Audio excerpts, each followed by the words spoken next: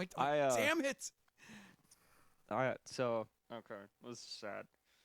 I have beard envy so bad. I'm one of those guys who will compliment a man's beard in public outright because of how actually jealous I am. I do the same thing too. Like, I grow what I can only describe. Like, if I just let this happen for like half a year, Yeah. I will have some sick mutton chops, a super gnarly neck beard, but nothing grows on the flat of my chin, which is really annoying. And then I have this like weird two-part, like pencil thin, like I should be walking around with a magnifying glass and a trench coat looking for clues kind of mustache that my family affectionately refers to as the lip brows. So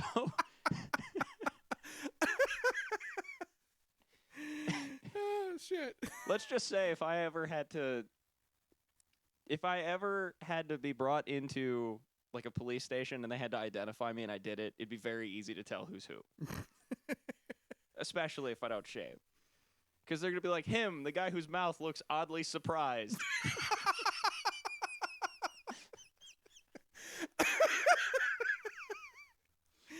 Oh, God. Whatever you're picturing, it's pretty accurate. So, oh, God. Your imagination is, in fact, correct. But yeah, like right before I got married, the wife told me, because I just had just the chin.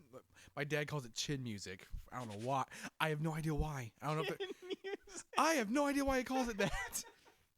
But basically, it was just my chin that had, and my wife told me, you will not shave that. She goes, I'm not marrying a 14-year-old. Oh, my God. Yeah, so, which I'm like, I totally understood why. I totally get it, After everyone tells you, like, oh, how old are you? And I tell them how old I am. They're like, ain't no freaking way you're... But, yeah, so, like I said, yeah, I told the wife, I said, again, going back to the whole Irish thing, I told my wife, I said, look, whatever layout you want for the wedding, like whatever the color scheme, whatever you want, like just pretty much whatever you want, I'm totally on board. I said, the only thing I would like to do is wear a kilt to embrace my heritage. And like I said, I wore my Scottish colors from my grandmother's side, on my mom's side. And she's like, absolutely. She goes, so we pretty much, for the most part, based our color scheme around my kilt. So it was like navy blue and like maroon, I believe. It was a very lovely wedding. I will add, and it even worked out best because we got our pictures taken at the shrine in Bellevue. Mm-hmm. So it just kind of looked like a Irish countryside pretty much, and it just worked out splendidly. And I'm not gonna lie. So during the whole procession, the grandparents went up, the bridesmaids, the groomsmen, they all go up. So then I decided to go up with the pastor. And she and I are walking up. Now, mind you, I'm in a full kilt, a jacket, and I have this thing that's called a fly plaid. It's basically like a half cape that goes over your left shoulder. Very official. Yes, I had the socks, the shoes. I had the skin dube, which is a knife that tucks into your sock. Mm-hmm. I had the full get up. And as I'm walking up the aisle, I can hear the people behind me like just talking. And so I'm not going to lie, there's part of me was like, ooh, I'm digging the attention. So, but yeah, like I said, and to really cap it off, we, my wife's grandparents, as a wedding gift to us,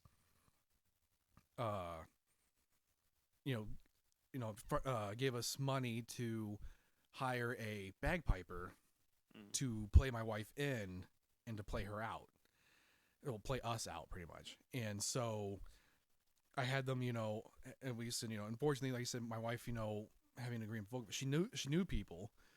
So she knew a guy that who teaches like piano lessons at the school she taught.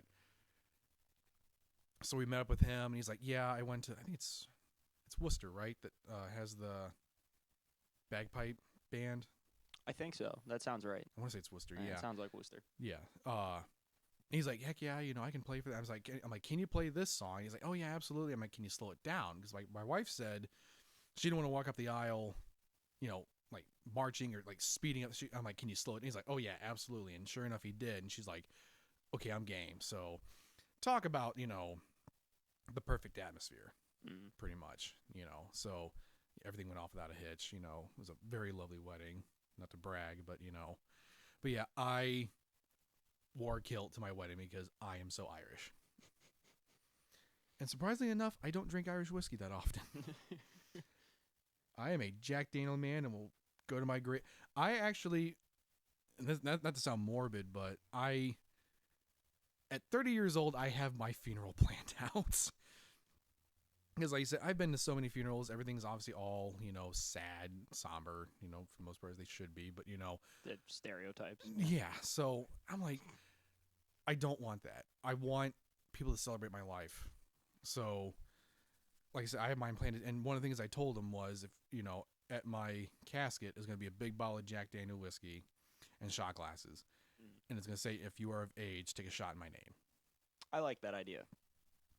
I genuinely like that idea. Oh yeah, like I we can dedicate a whole episode to I'm gonna save that full story for when we do that episode, about funerals, life, death, all that kind of stuff, because I have my funeral planned out to a T. Yeah. Because like I said, I've been to so many where everything's just so sad and somber and just which again I get, you lose a loved one, but I'm like I don't want that. I want people to celebrate my life. I want people to tell a story and laugh, like even if it's a really embarrassing. Like, oh, remember that time he slipped and fell and he farted when he landed. I don't know. Like celebrate my life. That's all I'm concerned about. Tell them how much I love cigars. Speaking of which, we are currently smoking them right now because that's another thing too. When I found out you're quite welcome. But I do thank you. but yeah, that's another thing when I found out about you when you said you smoke cigars. I'm like, I made a friend. I will say this though, that the whole funeral idea, am I allowed to steal that? Oh heck yeah! Sweet. No, you weren't. No, it's my funeral. It has to be my way. No. I really just want somebody to tell the story about the time I hit on an Amish girl. Oh my god, you have to tell that story. It is so goddamn funny. Please tell that story. I want to say before I start the story, I love my grandfather to death.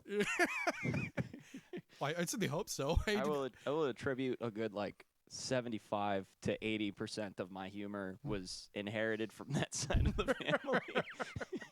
So we went down to Amish country, and we went to the Amish Country Theater. We went to go watch a bunch of stand-up comics just do what they do. Mm-hmm. And highly advise it. If you can, honestly, check this place out. Go online, look up the Amish Country Theater. It's amazing. It's literally in the middle of nowhere. I might. And there are hills. I might, because I said the wife and I have thought about going visiting the Amish at some point. It's super romantic. It's a perfect place for a couple to go. It's really weird if you go there and you stay in a room with your mom, like I did. Because you go in there and there's a towel that's folded into an elephant, and it's there's a card that's oh, enjoy your. It's very. You want to be a couple when you do this. Give me 1 second. You want to toss my lighter real quick, please? Yeah. I need a light. I threw it back earlier, actually. Did you? Oh, I did. Shoot. The only one that's over here is my karate one. Oh, crap. Where'd it go? I'm sorry, but please, please continue. I'm talking about the black one that had the 3 flames on it. Unless I checked, I tossed it to you. Where did that go? Excuse us for a second, fellas. Technical And difficulty. ladies, if you're listening, I lost his lighter. You rat bastard. I'm sorry. Huh? Where'd it go? Nah, screw it. Well, I got 2 more, so we should be good. Yeah, we'll look for it when we're done. But ultimately, so if you hear a noise, that's what I'm doing right now. Bear with me. Continue. I'm sorry. So after we got done at the Amish Country Theater, we went to a really nice restaurant that I can never remember the name of. And while we were there, I had taken note of the fact that our waitress, who is Amish, is really cute. I don't think anything of it. But ultimately, bonnet and all. Yes, this is bonnet, black dress. She's adorable. And everybody, we got done eating, and everybody went out to the car. My grandfather went to the bathroom, and I stayed at the table, and I was stacking plates and stuff. I've worked in food service in the past, and I know that that's really annoying when people don't do that. Yeah. So out of courtesy, I was stacking everything up, and she came back and kind of was grabbing stuff. So I complimented her glasses. She had really cool glasses. They looked like they were made of wood. Mm-hmm. And I'm sure they were. Yeah. But they looked really cool. So it was like, I love your glasses. She's like, thank you so much. And at this point, my grandfather is now walking from the other side of the restaurant. And it looks like he's about to cry. And what he said was, "What are you going to do? Call her?"